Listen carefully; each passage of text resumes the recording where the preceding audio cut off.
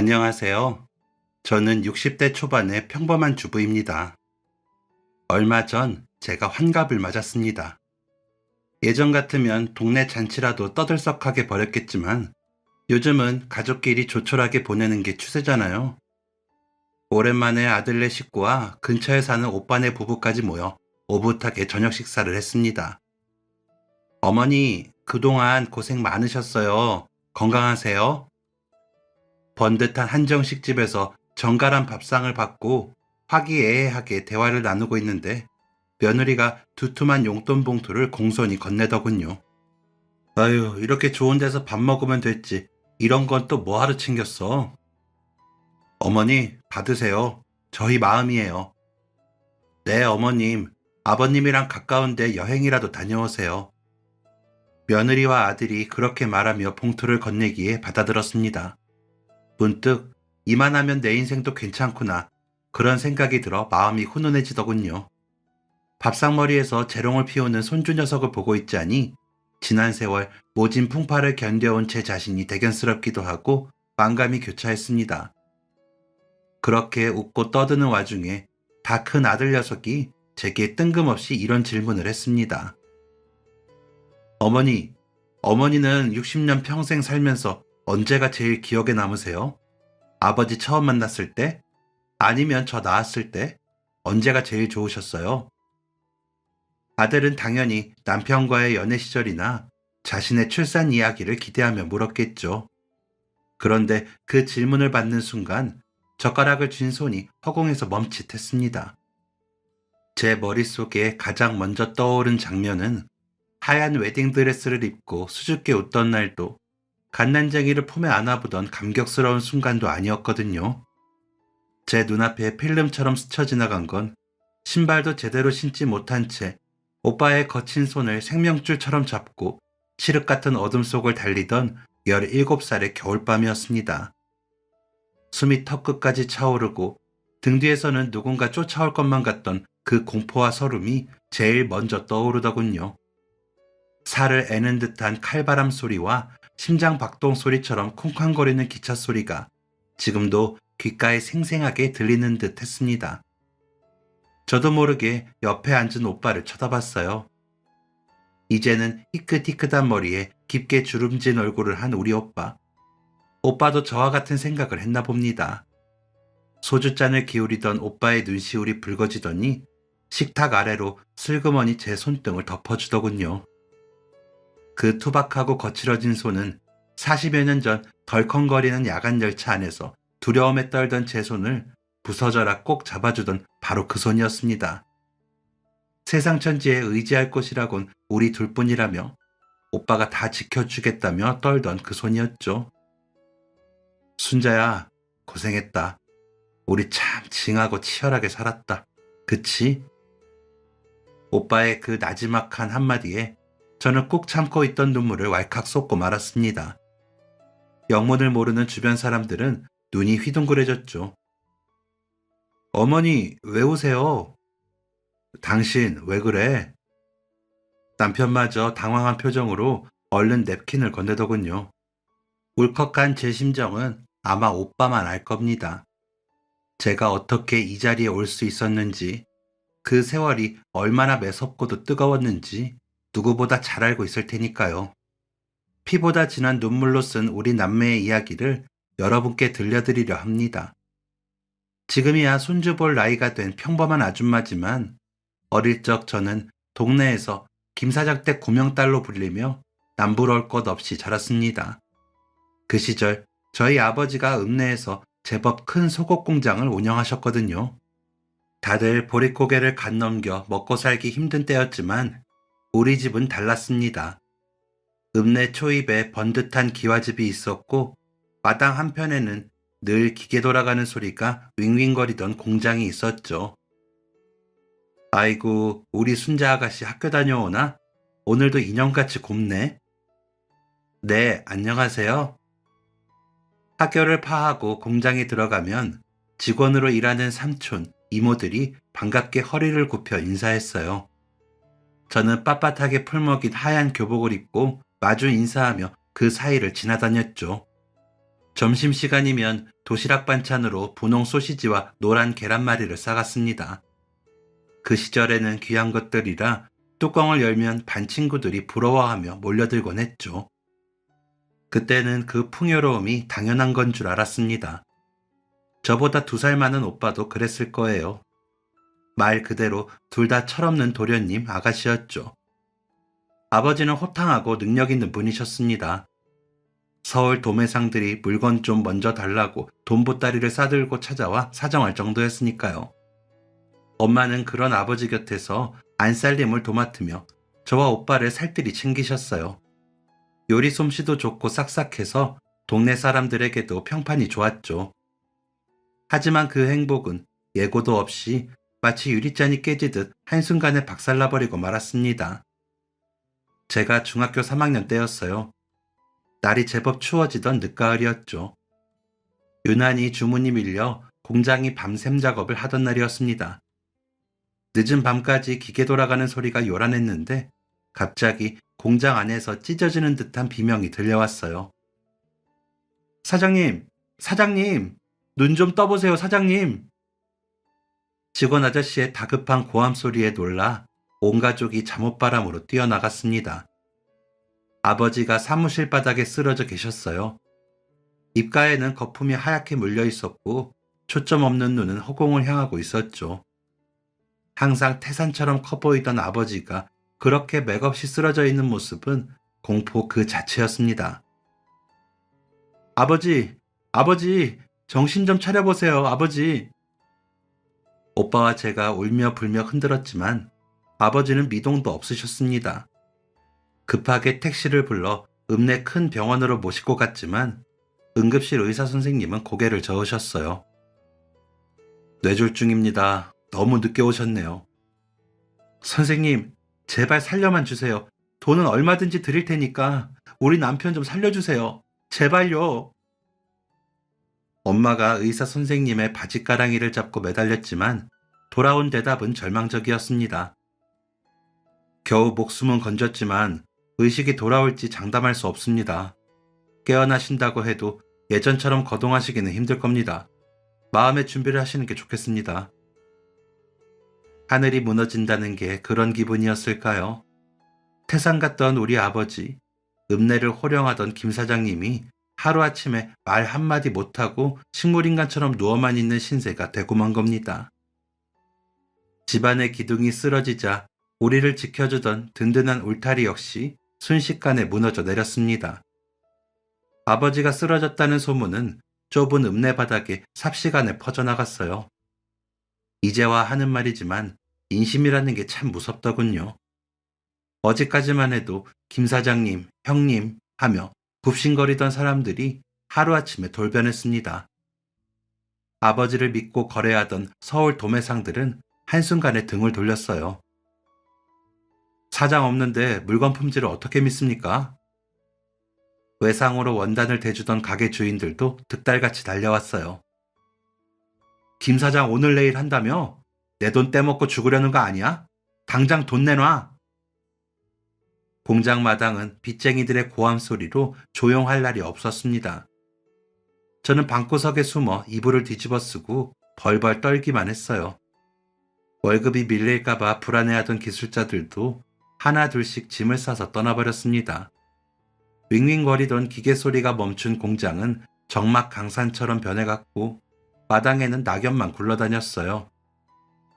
공장을 지켜야 할 엄마는 하루가 다르게 초조해 보였습니다. 빚쟁이들이 대문을 걷어차고 욕설을 퍼부을 때마다 엄마는 사시나무 떨듯 떨었어요. 그러더니 어느 저녁에는 심각한 얼굴로 저와 오빠를 안방으로 불렀습니다. 엄마는 한동안 말을 하지 않고 그저 한숨만 푹푹 내쉬었어요. 그러다 겨우 힘겹게 입을 여셨죠. 얘들아, 너희도 상황 알지? 지금 집안꼴이 말이 아니다. 기술자들도 다 나갔어. 내 엄마. 이대로 가면 공장 문 닫아야 해. 그러면 너희 아버지 약값은 누가 대니? 치료비가 없어서 아버지 저대로 돌아가시게 둘 수는 없잖니. 엄마는 눈물을 글썽이며 우리 남매의 손을 꼭 잡았습니다. 엄마 혼자서는 도저히 벅차서 그래. 빚쟁이들은 들이닥치는데 물건은 못 만들고 너희가 좀 도와줘라.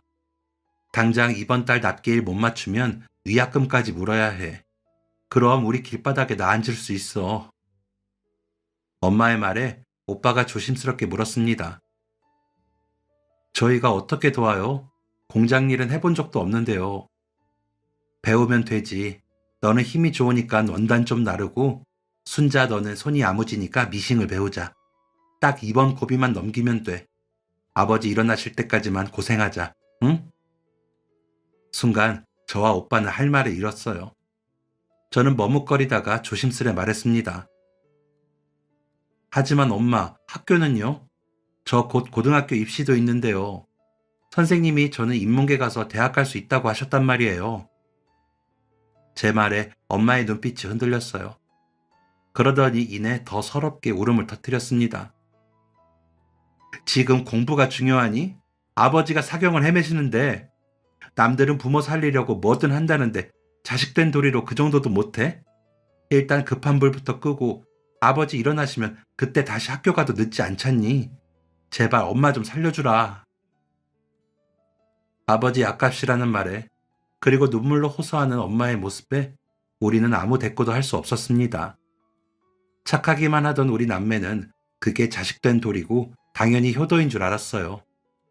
아버지를 살릴 수만 있다면 학교쯤은 잠시 쉬어도 된다고 생각했죠. 그날로 저와 오빠는 교복을 고이 접어 장롱 깊숙이 넣어야 했습니다. 16살. 친구들은 하하호호 웃으며 가방 메고 학교 갈 시간에 저는 하얀 먼지가 눈처럼 날리는 캄캄한 공장 구석에 쭈그리고 앉아 실밥을 따고 미싱을 돌려야 했습니다. 읍내에서 알아주는 도련님 아가씨였던 오빠와 제가 하루아침에 기름때 묻은 작업복을 입은 공돌이 공순이가 되고 만 겁니다. 처음에는 공장 일이 서툴러서 바늘에 손가락을 찔리기 일쑤였어요. 10손가락 끝이 성할 날이 없었습니다. 늘 반창고를 칭칭 감고 일했죠. 엉덩이에 땀띠가 나도록 앉아있어도 물량은 좀처럼 줄지 않았습니다. 처음에는 엄마도 자식들 고생시킨다며 거듭 미안하다고 말씀하셨어요. 미안하다. 우리 조금만 고생하자. 응? 밥에 계란 후라이라도 하나 더 얹어주며 저와 오빠를 다독이셨죠. 하지만 공장 사정이 나아지지 않고 빚 독촉이 심해지자 엄마의 태도도 서서히 변해갔습니다. 다정했던 말투는 사라지고 어느 순간부터 날카로운 고성이 오가기 시작했어요. 야, 손 안 놀려?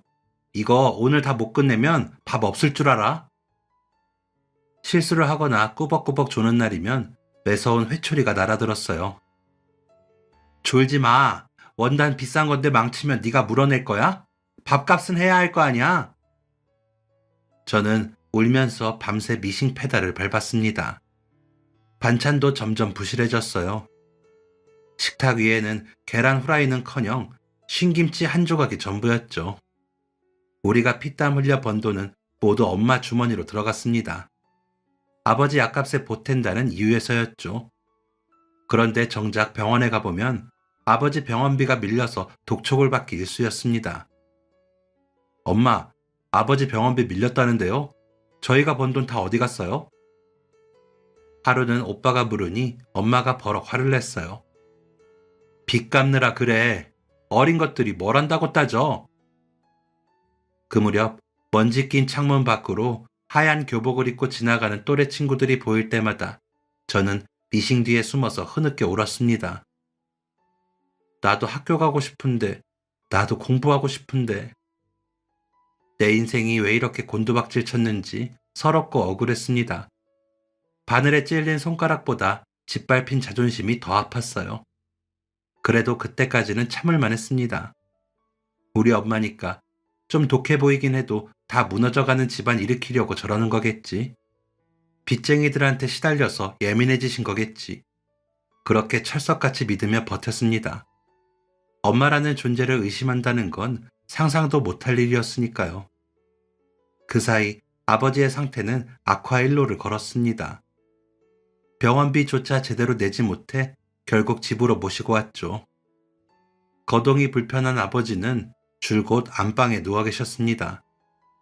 오빠와 저는 아버지를 살리기 위해 더욱 악착같이 일했어요.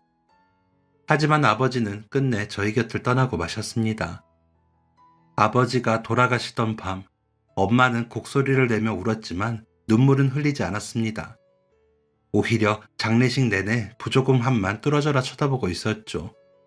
아버지를 묻고 돌아오는 길, 오빠는 제 손을 잡으며 말했습니다. 순자야, 이제 우리 진짜 고하다. 정신 똑바로 차려야 해. 그때는 그 말이 무슨 뜻인지 몰랐어요.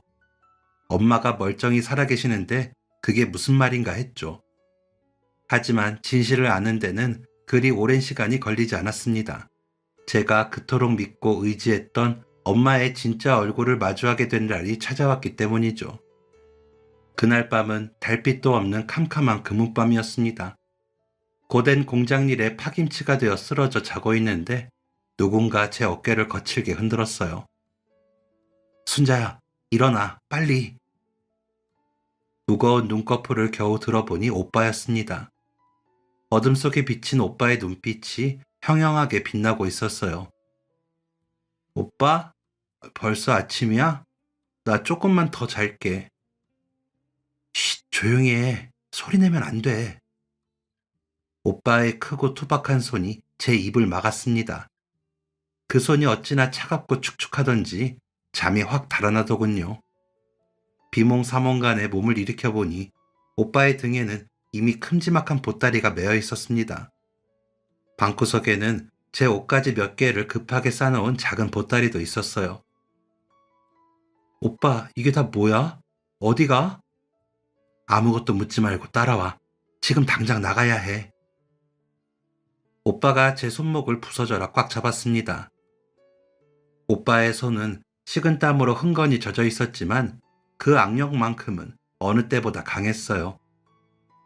신발 챙겨. 마루에서 신으면 소리 나니까 들고 나와. 우리는 마치 죄라도 지은 사람처럼 살금살금 문을 열고 마당으로 나왔습니다. 안방에서는 엄마의 코 고는 소리가 들려왔어요. 그 소리가 멈출까봐, 혹시라도 방문이 열릴까봐 심장이 터질 것만 같았습니다. 대문 빗장을 조심스레 열고 밖으로 나오자마자 오빠는 제 손을 잡고 뛰기 시작했습니다. 12월의 칼바람이 가슴팍을 파고들었지만 추위를 느낄 겨를조차 없었습니다. 오빠, 대체 어디 가는 거야, 응? 저는 울먹이며 물었어요. 하지만 오빠는 뒤도 돌아보지 않고 저를 끌고 달렸습니다. 논두렁을 지나고 꽁꽁 언 개울을 건너 읍내 기차역 불빛이 보일 때쯤 되어서야 오빠는 거친 숨을 몰아쉬며 멈춰섰습니다. 순자야, 이제 됐다. 오빠는 그제야 제 손을 놓고 바닥에 주저앉았습니다. 가로등 불빛 아래 비친 오빠의 얼굴은 눈물과 콧물로 범벅이 되어 있었어요. 저는 겁에 질려 오빠를 다그쳤습니다. 오빠, 미쳤어? 이렇게 나오면 어떡해? 내일 납품 못 맞추면 엄마한테 혼난단 말이야. 순자야, 잘 들어. 오빠가 제 어깨를 꽉 잡고 눈을 맞췄습니다. 오빠의 눈에는 핏발이 서 있었어요. 입술은 파르르 떨리고 있었습니다. 저 여자 우리 엄마 아니야. 순간 윙 하는 이명과 함께 세상이 정지한 것 같았습니다. 방금 무슨 말을 들은 건지 선뜻 이해가 되지 않았어요. 뭐? 그게 무슨 소리야? 우리를 낳아준 친어머니는 우리가 아주 어릴 때 돌아가셨어. 저 여자는 아버지 후처로 들어온 사람이야. 우리가 핏덩이일 때 들어와서 여태 몰랐던 거라고. 머리를 쇠망치로 얻어맞은 것 같았습니다. 다리에 힘이 풀려 주저앉으려는 저를 오빠가 간신히 부축했어요. 거짓말이지? 우리 엄마가 왜 나한테 밥도 해주고 머리도 빗겨주고 그랬는데. 아니야, 다 가짜였어. 돈 때문에. 아버지 돈 보고 들어와서 연기한 거라고. 오빠는 품속에서 꼬깃꼬깃 접힌 종이뭉치와 낡은 사진 한 장을 꺼냈습니다. 그건 몇 달 전 오빠가 우연히 발견하고 숨겨두었던 진실의 조각들이었어요. 오빠가 진실을 알게 된 건 우연에 가까웠어요. 몇 달 전 모두가 잠든 새벽녘에 목이 말라 부엌으로 가던 길이었다고 해요. 안방 문틈으로 불빛이 새어나오며 엄마의 신경질적인 목소리가 들렸다고 합니다. 언니, 내가 정말 억울해서 그래. 시집 올 때만 해도 이럴 줄 알았어? 공장 사모님 소리 들으면서 평생 떵떵거리고 살 줄 알았지. 내 자식도 아닌 핏덩이 둘을 겨우 키워놨더니 반신불수된 남편 병수발이나 들고 있다니. 나도 참 박복한 년이지. 문 밖에서 그 소리를 듣던 오빠는 숨을 멈췄습니다. 내 자식도 아닌 핏덩이 둘이라니. 그건 바로 우리 남매를 말하는 것이었습니다. 수화기 너머로 무슨 말이 들렸는지 새엄마는 한숨을 푹 쉬며 쐐기를 박았습니다. 그래, 전처가 핏덩이들 놔두고 일찍 죽지만 않았어도 내가 이 고생은 안 하는 건데 내 팔자가 사납지. 아무튼 이번에 공장 정리되는 대로 내 몫은 확실히 챙길 거야. 남의 자식들 챙기느라 내 인생 망쳤는데 빈손으로 나갈 순 없잖아. 남의 자식이라니, 전처라니. 오빠는 그 자리에 얼어붙고 말았습니다. 우리가 친자식이 아니었다니. 평생을 엄마라고 부르며 따랐던 분이, 아버지가 쓰러지시기 전까지는 세상에서 제일 상냥했던 그분이 우리를 낳아준 친엄마가 아니었다니 충격이 이만저만이 아니었다고 해요. 오빠는 다음 날 새엄마가 잠깐 집을 비운 사이 떨리는 손으로 집안 곳곳을 뒤졌다고 합니다. 그러다가 장롱 깊숙한 곳 두꺼운 이불 사이에서 누렇게 바랜 서류 봉투 하나를 찾아냈다고 해요. 봉투 안 호적 등본에는 잔인한 진실이 적혀 있었습니다.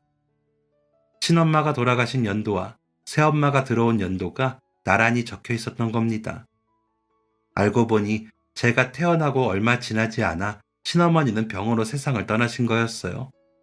그로부터 1년 뒤에 새엄마와 아버지가 혼인신고를 한 것으로 되어 있었습니다. 서류봉투 가장 깊은 곳에는 손바닥만한 흑백 사진이 한 장 들어있었다고 해요. 젊은 시절의 아버지와 낯설지만 왠지 모르게 따뜻한 인상의 여자가 갓난아기인 저를 안고 오빠 손을 잡은 채 환하게 웃고 있는 사진이었습니다. 오빠는 그 사진을 제게 보여줬습니다. 여자의 둥근 눈매와 웃을 때 생기는 보조개가 저와 꼭 닮아 있었어요.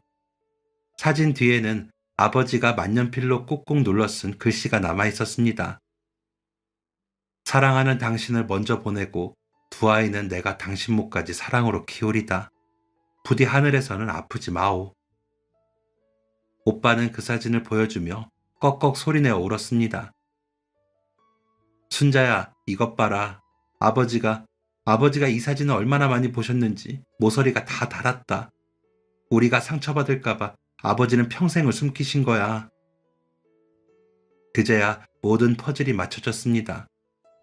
아버지가 쓰러지시자마자 새엄마가 그토록 돌변했던 이유를 말이죠.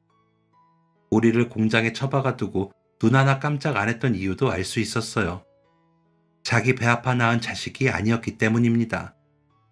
그 여자에게 우리는 그저 짐덩어리이자 돈 벌어오는 기계에 불과했던 겁니다. 저는 차가운 역사 바닥에 주저앉아 통곡했습니다. 얼굴 한 번 본 적 없는 친엄마가 사무치게 그리웠어요. 더불어 엄마라고 믿었던 사람에게 당한 배신감에 치가 떨렸습니다. 오빠, 나 무서워. 나 집에 안 갈래. 그 여자 무서워. 그래, 가지마. 다신 가지 말자. 오빠는 몇 달 전에 이 사실을 알았지만 곧바로 나올 수 없었다고 해요. 분노가 치밀어 올라 당장이라도 새엄마에게 따지고 싶었지만 그럴 수 없었다고 합니다. 안방에 누워 계신 아버지 때문이었죠. 그 무렵 아버지는 병원비를 내지 못하고 쫓겨나 집에 누워 계셨어요. 우리가 떠나면 새엄마가 아버지에게 무슨 짓을 할지 모르니 그 엄청난 비밀을 혼자 가슴에 묻고 삭혀온 겁니다. 오빠는 그 사실을 알고 난 후 매일 밤 안방에 들어가서 아버지의 마른 다리를 주무르며 중얼거렸다고 해요. 아버지, 저 다 알아요. 아버지가 우리를 지키려고 그러셨던 거요. 그러니까 제발 일어나세요. 우리만 두고 가지 마세요. 오빠는 아버지를 지키기 위해 그 모진 공장 일을 견뎌냈습니다. 새엄마가 밥값 못한다며 밥그릇을 뺏어도 오빠는 잘못했다며 고개를 숙였어요. 오직 아버지가 다시 일어나실 날만 기다리면서 말이죠. 하지만 하늘도 무심하시지. 오빠의 간절한 기도는 닿지 않았습니다. 오빠나 저나 안간힘을 쓰면서 버텼지만 공장 사정은 점점 어려워졌어요. 빚쟁이들은 이제 기계를 뜯어가겠다며 트럭을 몰고 와 행패를 부렸고, 전기도 끊겨서 밤에는 촛불을 켜고 미싱을 돌려야 했죠. 그리고 그해 겨울 첫눈이 내리던 날, 병석에 누워 계시던 아버지는 끝내 의식을 회복하지 못한 채 오빠의 손을 잡고 눈을 감으셨습니다. 아버지가 돌아가시자 집안은 그야말로 풍비박산이 났습니다. 집까지 넘어가서 쫓겨날 날만 기다리는 신세가 되었죠. 새엄마는 매일 술을 마시며 신세 한탄을 했습니다. 화풀이는 고스란히 우리 남매의 몫이었죠. 니들이 열심히 안 해서 결국 이 꼴이 난 거 아니야? 밥만 축내지 말고 나가서 돈을 벌어오라고. 그렇게 지옥 같은 나날이 계속되던 어느 날, 새엄마가 웬일로 저를 따로 불렀습니다. 평소 같으면 쳐다보지도 않았을 장롱 깊숙한 곳에서 자신이 아끼던 비단옷 한 벌을 꺼내주더군요. 순자야, 오늘 저녁에 중요한 손님이 오실 거다. 이 옷 입고 얼굴 좀 깨끗하게 씻고 있어라. 손님이요? 누가 오시는데요? 혹시 또 빚 받으러 오는 사람들이에요? 제 물음에 새엄마는 묘한 미소를 지으며 제 머리를 쓸어 넘겼습니다. 아니야, 우리 공장 빚 문제를 해결해 주실 고마운 분이다. 그러니까 잔말 말고 시키는 대로 해. 너만 잘하면 우리 집 다시 일어설 수 있어. 알겠지? 저는 그저 공장을 살릴 누군가가 오시나 보다 하고 순진하게 믿었습니다. 영문도 모른 채 낡은 작업복을 벗고 새엄마가 준 옷으로 갈아입고 얌전히 방에서 기다렸어요. 해가 지고 어둑어둑해질 무렵 대문 밖에서 자동차 소리가 들렸습니다. 새엄마가 버선발로 뛰어나가 맞이한 사람은 읍내에서 제일 가는 부자로 소문난 최씨 아저씨였어요. 정미소를 운영해서 돈은 많지만 평판이 좋지 않고 욕심이 덕지덕지 붙은 사람이었죠. 그런데 그 옆에 덩치 큰 남자 하나가 서 있었습니다. 최씨 아저씨의 30 넘은 아들이었죠. 어릴 때 열병을 앓아 지능이 5살 수준에 멈췄다는 동네 사람들이 다 아는 그 바보형이었습니다. 아이고, 사장님 오셨어요? 누추한 곳까지 와주셔서 감사합니다. 새엄마는 굽실거리며 그들을 안방으로 모셨습니다. 그리고 부엌에 있는 저를 불렀어요. 순자야, 뭐하니? 어서 다과상 내오지 않고.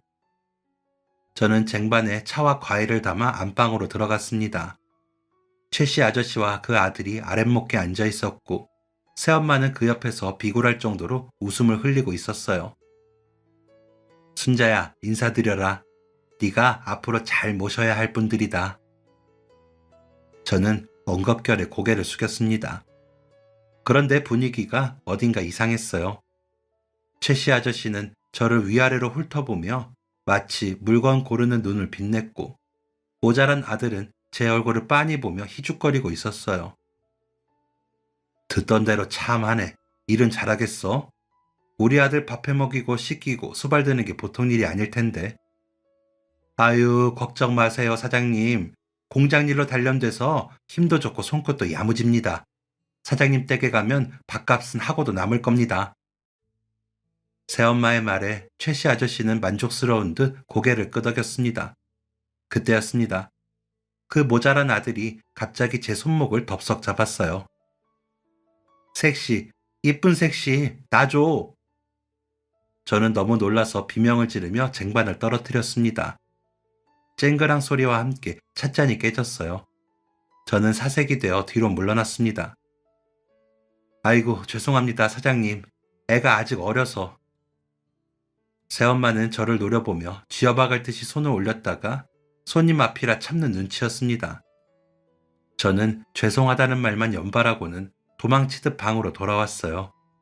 방에 들어와서도 가슴이 쿵쾅거렸습니다. 도대체 무슨 일이지? 왜 저 사람이 나를 색시라고 부르지? 내가 잘 모셔야 한다는 건 또 무슨 말이고. 불길한 예감이 들었지만 설마 새엄마가 무슨 딴 생각을 하겠나 싶어 애써 마음을 눌렀습니다. 그날 밤 손님들이 돌아가고 나서 새엄마는 별다른 말을 하지 않았어요. 어떤 언질도 없이 그렇게 며칠이 지났습니다. 저는 공장 일에 다시 매달렸고 그날의 일은 잊혀가는 듯 했습니다. 그러다 오빠가 저를 데리고 갑자기 야반도주를 감행한 겁니다. 오빠는 제가 감정을 추스를 때까지 기다려줬어요. 그러고는 충격적인 이야기를 들려줬습니다. 순자야, 잘 들어. 우린 이제 그 집으로 안 돌아가. 아니, 못 돌아가. 그게 무슨 소리야? 가로등 불빛 아래 비친 오빠의 눈에서 굵은 눈물이 뚝뚝 떨어졌습니다. 내가 다 들었어. 그 여자가 널 최신의 집에 팔아넘기기로 한 거. 며칠 뒤면 널 그 집 며느리로 보낸대. 뭐? 빚을 탕감하는 조건으로 널 팔아넘긴 거라고. 너 거기 가면 평생 그 모자란 아들 수발 들면서 식모 노릇 해야 돼. 내 동생 인생 그렇게 망가지는 꼴 난 죽어도 못 봐. 저는 그 자리에 주저앉고 말았습니다. 며칠 전 그 모자란 남자가 저를 보며 색시라고 불렀던 것도, 새엄마가 잘 모셔야 한다고 했던 말들도 이제야 이해가 갔어요. 거짓말이지?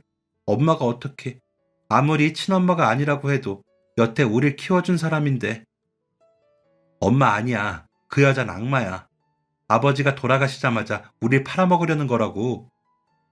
오빠는 제 어깨를 잡고 흔들며 울부짖었습니다.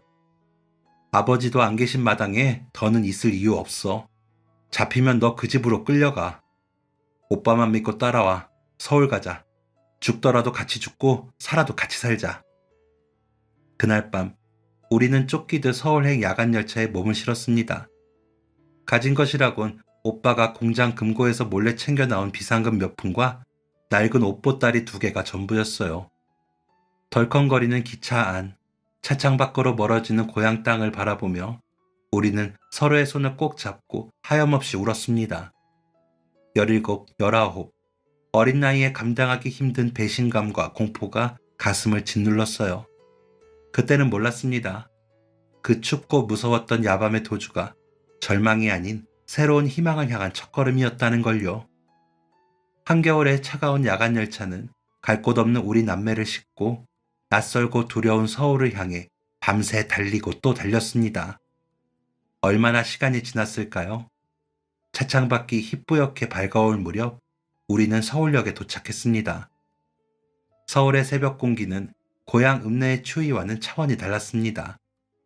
살을 애는 듯한 칼바람이 몰아쳤어요. 그 낯설고 거대한 도시에서 17살의 저와 19살의 오빠는 바다에 떠있는 조각배처럼 막막하기만 했습니다. 오빠, 우리 이제 어디로 가? 제 물음에 오빠는 제 손을 꽉 잡으며 말했습니다. 걱정 마. 서울 하늘 아래 우리 몸 누일 곳 하나 없겠어? 오빠만 믿어. 오빠는 공장 금고에서 챙겨 나온 비상금을 털어 서울 변두리 산동네에 있는 허름한 단칸방 하나를 얻었습니다. 보증금도 없이 월세만 내면 되는, 2사람이 누우면 발 디딜 틈도 없는 쪽방이었습니다.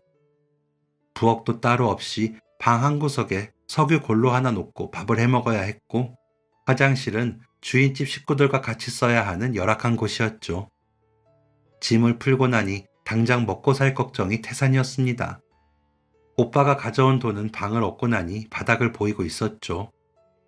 순자야, 내가 나가서 막노동이라도 알아볼게. 너는 방에 있어. 오빠, 그 몸으로 무슨 막노동을 해. 그러다 병이라도 나면 우린 끝이야. 오빠를 말렸지만 뾰족한 수가 없었습니다. 우리는 며칠 동안 멍하니 방 안에 앉아 고민했어요. 그러다 문득 제 눈에 들어온 것이 있었습니다. 바로 주인집 아주머니가 마당에서 돌리고 있던 낡은 재봉틀이었어요. 그 순간 머릿속에 번개 같은 생각이 스쳤습니다. 새엄마의 등살에 밀려 손가락에 피가 나도록 배웠던 그 미신 기술, 쳐다보기도 싫었던 그 기술이 어쩌면 우리를 살릴 동아줄이 될 수도 있겠다는 생각이 들었어요. 오빠, 나 옷 만들 줄 알잖아. 배운 게 도둑질이라고. 내가 제일 잘하는 게 그거야. 뭐? 안 돼. 그 지긋지긋한 걸 또 하라고? 내가 너 고생 안 시키려고 데리고 나왔는데. 아니야, 오빠. 고향에서는 남을 위해 만들었지만 여기서는 우리를 위해 만드는 거잖아. 오빠가 원단 구해다 주면 내가 밤새 옷 만들게. 그거 내다 팔자. 제 말에 오빠는 한참을 망설이다가 결심한 듯 고개를 끄덕였습니다. 그래, 해보자. 대신 약속해. 자리 잡으면 너 공부 다시 시작하기로. 평생 미식만 돌리게 할 순 없어. 알았어. 꼭 그렇게 할게. 그날로 우리는 황학동 벼룩시장에 가서 고물이나 다름없는 중고 미싱 한 대를 사왔습니다. 그 후 오빠는 남은 돈을 탈탈 털어 동대문 시장에서 자투리 원단을 떼어왔어요. 좁은 단칸방에 미싱 소리가 울려 퍼지기 시작했습니다. 예전에는 그 소리가 감옥 문 닫는 소리처럼 끔찍하게 싫었는데 서울의 달동네 방 안에서 들으니 마치 심장 뛰는 소리처럼 들리더군요. 희망의 노래 같기도 했어요. 낮에는 좁은 방이 작업실이 되었고 밤에는 쪽잠을 자는 침실이 되었습니다. 저는 밥 먹는 시간도 아껴가며 옷을 만들었습니다. 여자아이들이 입을 예쁜 원피스도 만들고 시장 상인들이 쓸 튼튼한 토시도 만들었죠. 그렇게 며칠 밤을 새워 옷보따리를 하나가득 채웠습니다. 새벽 4시. 오빠는 그 무거운 옷보따리를 등에 짊어지고 새벽 시장으로 향했습니다. 저도 따라 나섰어요. 하지만 현실은 냉혹했습니다. 이건 뭐야? 어린 것들이 어디서 장사를 하겠다고 저리 안 비켜? 재수없게 개시도 안 했는데 길을 막고 있어. 상인들은 거들떠보지도 않고 우리를 문전박대했습니다. 오빠는 쫓겨나면서도 굴하지 않고 싹싹하게 고개를 숙였어요. 사장님, 한 번만 봐주세요. 제 동생이 밤새 만든 겁니다. 공장에서 찍어낸 거랑 다릅니다. 바느질 터진 거 있으면 돈 안 받겠습니다. 정말 튼튼하게 만들었습니다. 오빠는 목이 쉬도록 외치며 시장바닥을 누볐습니다. 눈이 오나 비가 오나 하루도 빠짐없이 옷보따리를 짊어지고 나갔어요. 어떤 날은 옷을 한 벌도 못 팔고 그대로 들고 들어와 둘이서 불어터진 라면 한 개를 나눠 먹으며 운 적도 있었습니다. 오빠 미안해. 내가 옷을 잘 못 만들어서 그래. 아니야, 네 솜씨는 최고야. 사람들이 아직 몰라봐서 그래. 두고 봐라. 언젠가 줄 서서 사갈 날이 올 거다. 오빠는 제 퉁퉁 부은 손을 호호 불어주며 위로했습니다. 그렇게 버티기를 3개월, 드디어 기적이 찾아왔습니다. 시장 구석에서 좌판을 하던 한 아주머니가 오빠를 부른 겁니다.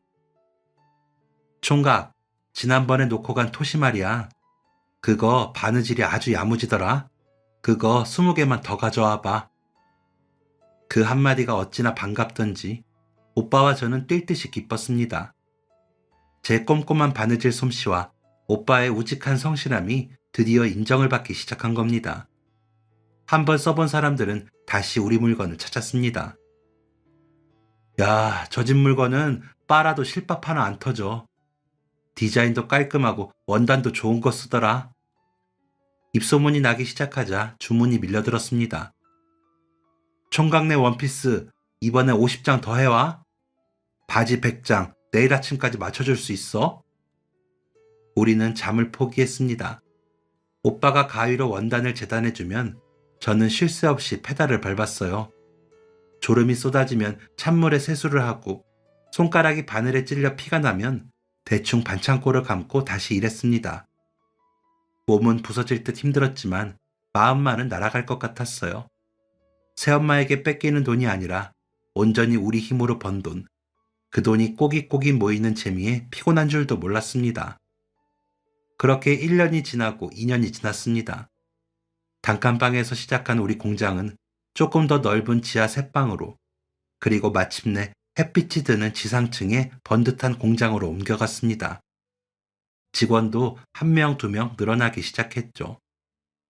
오빠나 저나 정말 악착같이 살았습니다. 남들 쉴 때 일하고 남들 잘 때 깨어 있었죠.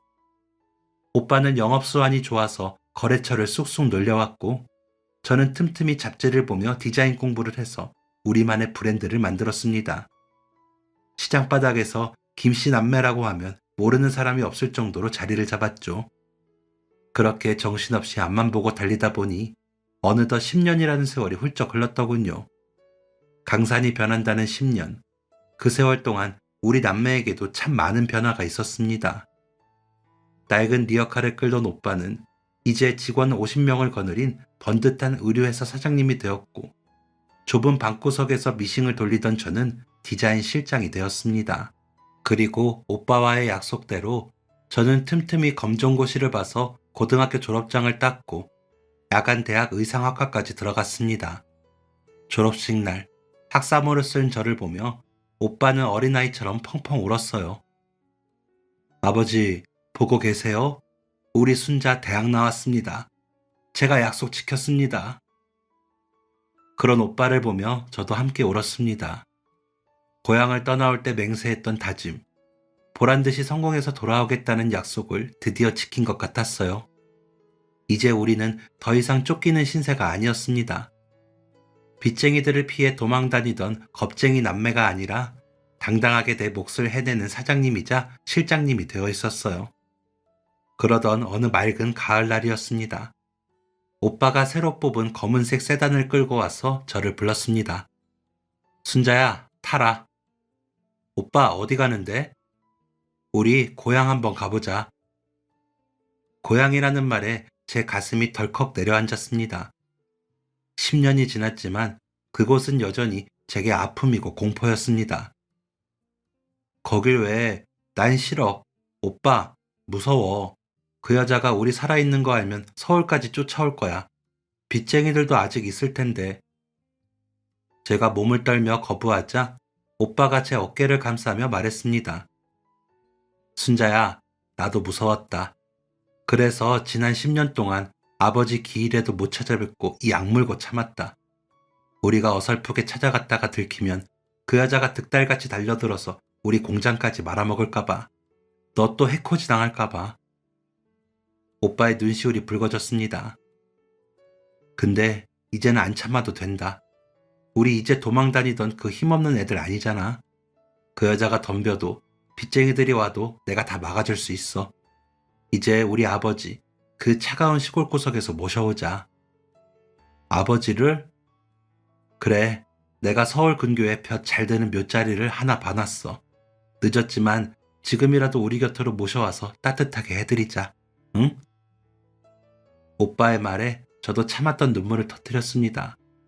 가고 싶어도 갈 수 없었던 고향, 사무치게 그리웠던 아버지, 이제는 숨지 않고 당당하게 갈 수 있다는 사실에 가슴이 벅차올랐습니다. 그래 오빠, 가자. 아버지 모시러 가자. 우리는 10년 만에 도망치듯 떠나왔던 고향 땅을 밟기로 결심했습니다. 차를 타고 내려가는 내내 창밖 풍경이 낯설면서도 익숙하게 스쳐 지나갔습니다. 우리가 야반도주하며 뛰었던 그 논두렁길, 숨을 헐떡이며 건넜던 개울가, 그 모든 풍경 위로 지난 10년의 세월이 주마등처럼 흘러갔어요. 읍내에 들어서자 심장이 쿵쿵 뛰기 시작했습니다. 가장 먼저 아버지가 계신 산소를 찾았어요. 관리가 안 되어 자풀이 무성한 아버지의 무덤을 보니 억장이 무너지더군요. 우리는 아버지 무덤 앞에 큰 절을 올렸습니다. 오빠는 서울에서 사온 최고급 술을 따랐어요. 아버지, 불효자식이 왔습니다. 사는 게 바쁘다고, 빚쟁이들이 무섭다고 여태 찾아뵙지도 못했습니다. 죄송합니다. 정말 죄송합니다. 오빠는 땅을 치며 오열했습니다. 저도 아버지의 비석을 끌어안고 목 놓아 울었어요. 아버지, 우리 성공했어요. 오빠는 사장님 됐고요. 저도 이제 남부럽지 않게 살아요. 너무 늦게 와서 죄송해요. 한참을 울고 나서 우리는 다짐했습니다. 곧 나를 잡아서 아버지를 서울 근교의 양지 바른 곳으로 이장해 드리기로요. 이제 아버지도 춥지 않게 자식들 곁에서 편히 쉬게 해드리고 싶었습니다. 일을 마치고 내려오는 길, 읍내 시장 어귀를 지나가는데 차창 밖으로 낯이 익은 얼굴 하나가 눈에 들어왔습니다. 오빠가 급히 차를 세웠어요. 순자야, 저기. 오빠가 가리키는 곳을 보니 시장 한 구석에 쭈그리고 앉아 시들한 채소를 팔고 있는 늙은 여자가 보였습니다.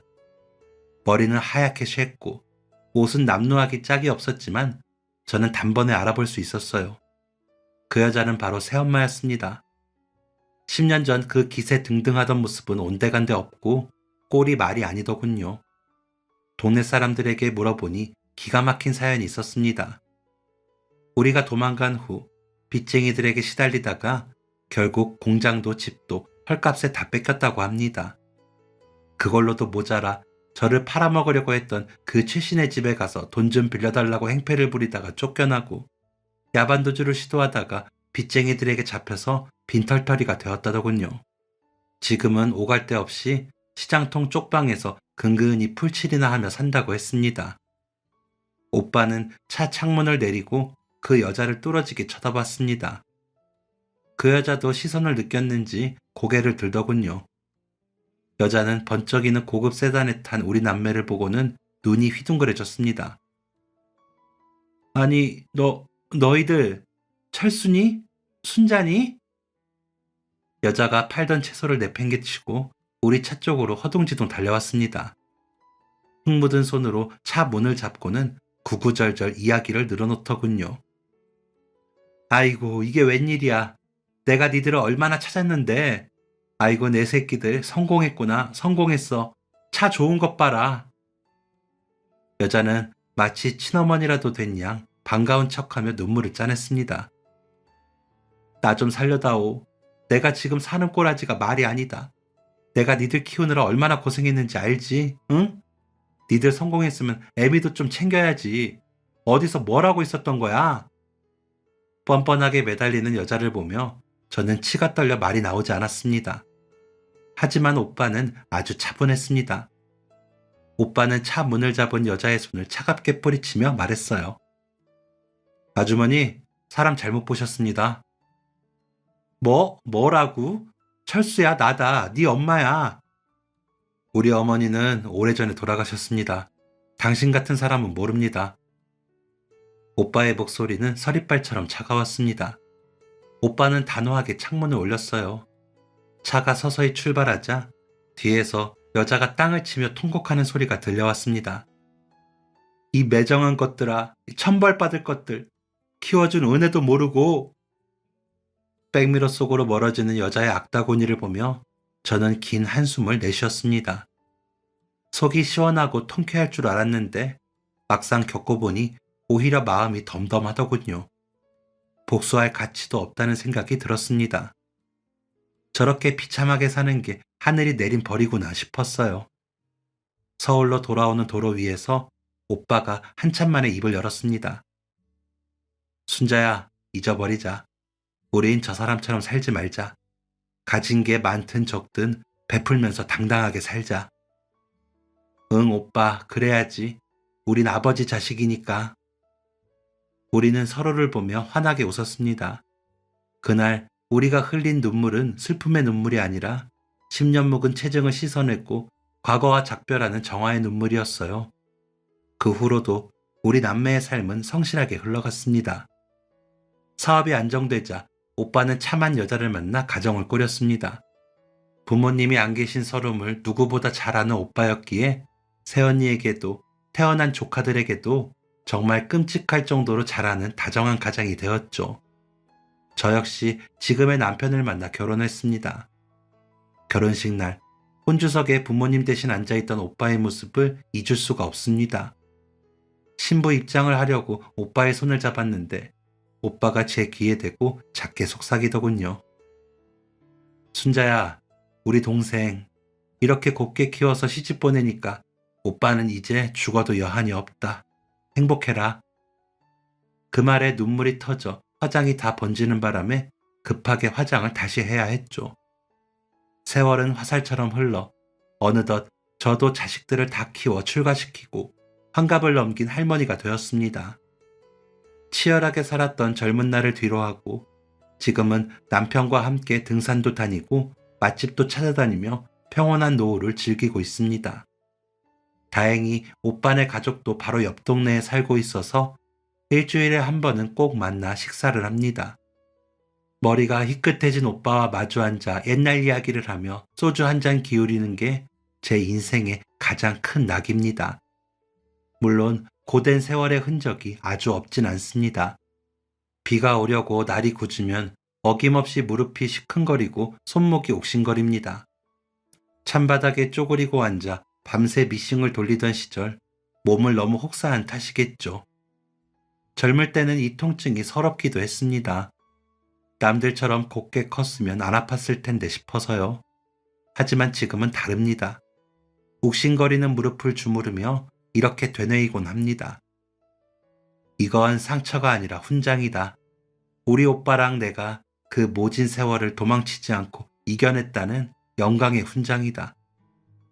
만약 그날 밤 오빠가 제 손을 잡고 도망치지 않았다면 저는 지금쯤 어떻게 살고 있을까요?